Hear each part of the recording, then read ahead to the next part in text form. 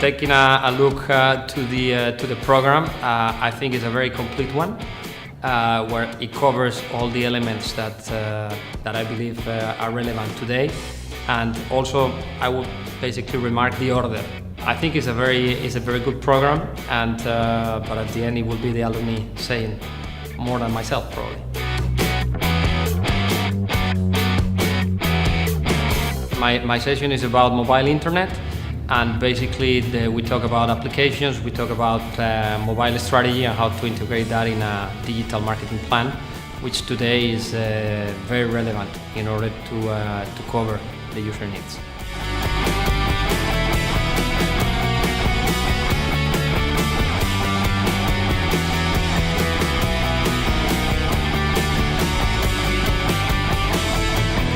I think that the Edem is always a pleasure to come to and spend time here.